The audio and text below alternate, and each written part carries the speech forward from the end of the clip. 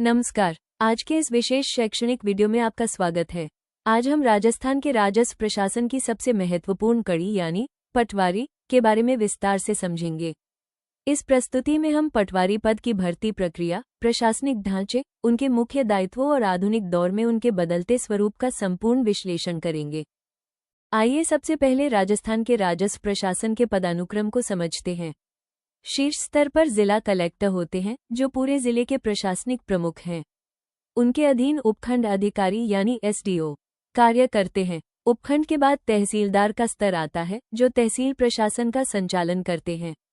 इनके नीचे भू अभिलेख निरीक्षक यानी गिरदावर तैनात होते हैं, जो मैदानी स्तर की निगरानी करते हैं। और इस पूरे पिरामिड की सबसे मजबूत बुनियाद है पटवारी। पटवारी ही वो अधिकारी हैं जो सीधे जमीन और जनता से जुड़कर पूरे राजस्व प्रशासन की नींव के रूप में कार्य करते हैं।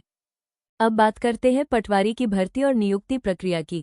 ये प्रक्रिया मुख्य रूप से 3 चरणों से होकर गुजरती है। पहला चरण राजस्थान कर्मचारी चयन बोर्ड यानी RSSB द्वारा लिखित परीक्षा का आयोजन और अभ्यर्थियों का चयन किया जाता है। वर्तमान में मेजर जनरल आलोक राज के नेतृत्व में परीक्षा की पारदर्शिता और सत्यनिष्ठा पर विशेष जोर दिया जा रहा है। दूसरा चरण चयन के पश्चात राजस्व मंडल अजमेर द्वारा नियमों का निर्धारण और चयनित अभ्यर्थियों की अनुशंसा की जाती है। तीसरा चरण अंत में संबंधित जिला कलेक्टर नियुक्ति अधिकारी के रूप में पटवारियों को पदस्थापित करते हैं। चयनित अभ्यर्थियों को कार्यभार संभालने से पहले गहन व्यावहारिक प्रशिक्षण दिया जाता है, जहां उन्हें भू राजस्व कानूनों और मैदानी मापन की बारीकियां सिखाई जाती हैं। राजस्थान में ये प्रशिक्षण 5 मुख्य केंद्रों पर आयोजित किया जाता है: श्रीगंगानगर, अलवर, जयपुर, कोटा और उदयपुर। इन केंद्रों पर पटवारियों को मैदानी चुनौतियों से निपटने के लिए पूर्ण रूप से सक्षम बनाया जाता है। पटवारी पद के नामकरण में बदलाव को लेकर एक महत्वपूर्ण सिफारिश की गई है।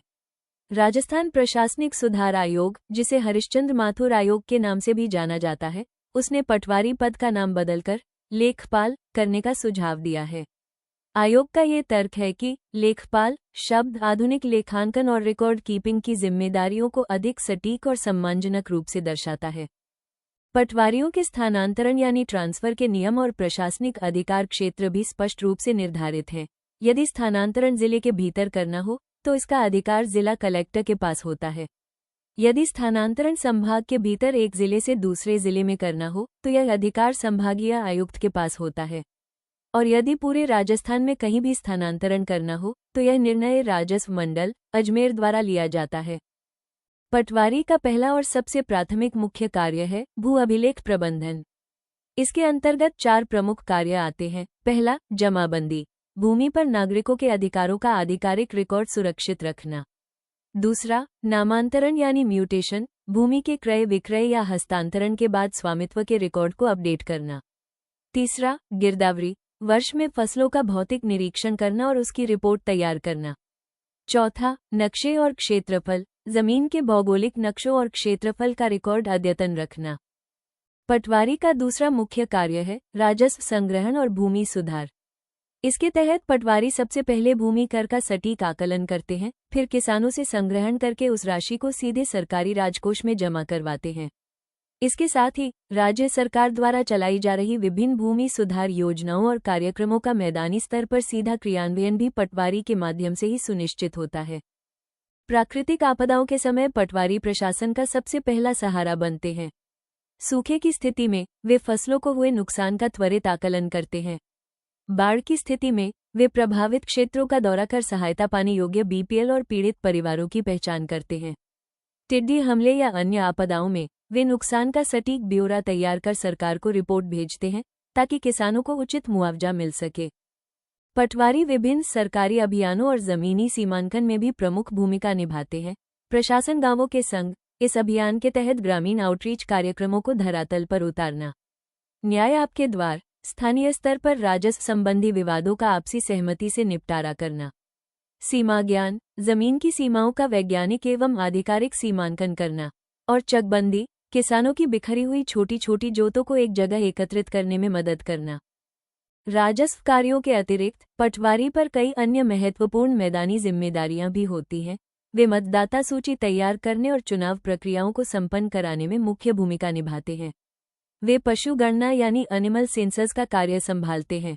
सरकारी भूमि पर अवैध अतिक्रमण की रिपोर्ट तैयार कर अधिकारियों को भेजते हैं और आम नागरिकों के भूमि स्वामित्व से जुड़े दस्तावेजों का प्रमाणीकरण करते हैं।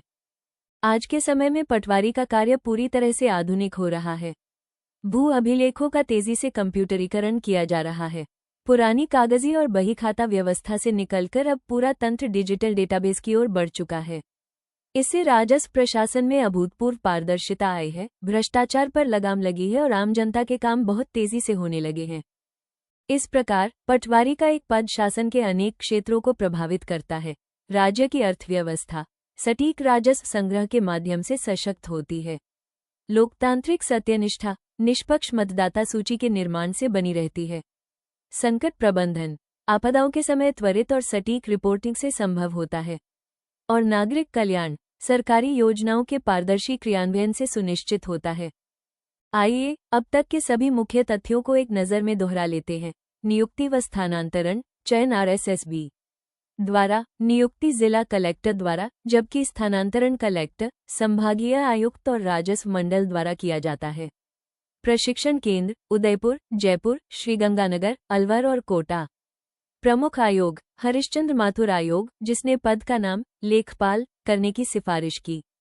प्रमुख शब्दावली जमाबंदी, नामांतरण, गिरदावरी और सीमा ज्ञान। संक्षेप में कहें तो नीतियां भले ही सचिवालय में बनती हैं, लेकिन उनका वास्तविक और व्यवहारिक प्रभाव पटवारी की कलम और कदमों से ही जमीन पर उतरता है। आशा है कि आपको राजस्थान में पटवारी पद और राजस्व प्रशासन की यह विस्तृत जानकारी पसंद आई होगी। धन्यवाद। Don't forget to subscribe, like, share, comment if you enjoyed this quick revision.